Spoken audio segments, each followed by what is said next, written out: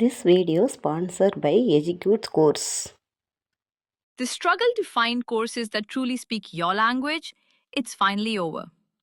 Welcome to EduQuest, where learning is made just for you. At EduQuest, we bring you a wide range of online courses, from career building programs to skill boosting masterclasses, all in your regional language. Because we believe language should never be a barrier to success. Our courses are tailor made after understanding what today's learners really need. So why wait? Start learning the smarter, simpler way only with EduQuest. Visit eduquest.courses and explore your next course today. And hey, don't miss out on our exciting offers and promotions. நம் தமிழர்களுடைய வாழ்க்கை வரலாறு நம்ம முன்னோர்கள் இப்படித்தான் நம்ம குழந்தைகளை தொட்டிலில் போட்டு ஒரு தாலாட்டு பாட்டு பாடுவாங்க. அதுக்கு பேர் வாய்மொழி இலக்கியம். இதெல்லாம் நம்மளுடைய தமிழர்களுடைய மரபு.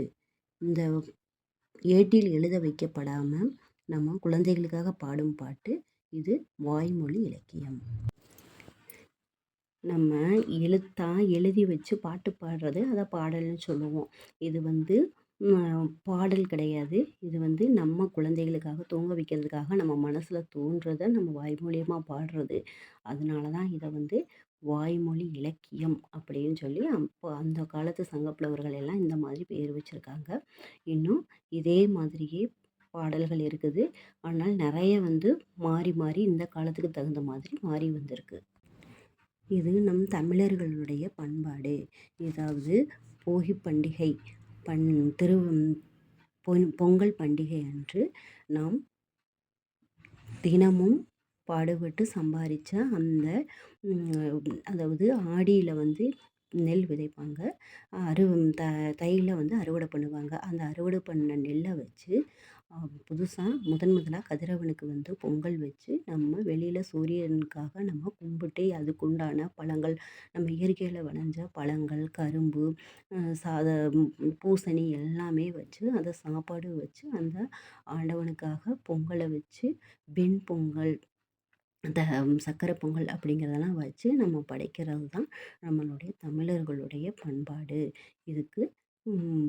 இது இன்னும் காலந்தொட்டு வந்துட்டுருக்கிறது. ஆனால் அப்போது உள்ளதை விட இப்போ கொஞ்சம் மாறி வந்திருக்கிறது. அப்போ உள்ளது இயற்கையாக பரம்பரையாக செய்வாங்க. இப்போ உள்ளது கொஞ்சம் கொஞ்சமாக மாறி அப்போ மண்பானையில் செய்வாங்க. இப்போ மண்பானையில் செய்யாமல் இது பொங்கலுக்குன்னு சில்வரில், பித்தளையில், அலுமினியம் அந்த மாதிரிலாம் நிறைய பாத்திரங்கள் இப்போ புதுசு புதுசாக கண்டுபிடிச்சு அதில் பொங்கல் வைக்கிறாங்க.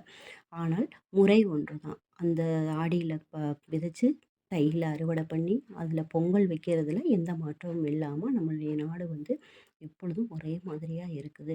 இதுக்காகவே நம் தமிழர்களுடைய என்றைக்குமே அழியா தமிழாக இருக்கும் அப்படிங்கிறது தான் நம்மளுடைய இது. அதனால் எது படித்தாலும் நம்ம தமிழில் படிக்கிறதுனால எந்த ஒரு குறையும் வராது. நல்ல முன்னேறி தான் வருவாங்க. நம்ம தமிழில் படித்த எத்தனையோ பெருந்தலைவர்கள் நிறையா முன்னேற்றம் தலைவர்களாக இருந்திருக்காங்க. அதுக்காக நீங்கள் நம்மளுடைய தமிழர் மரபை மறக்காமல் காலந்தொட்டு தொன்று தொட்டு செய்து வரணும்.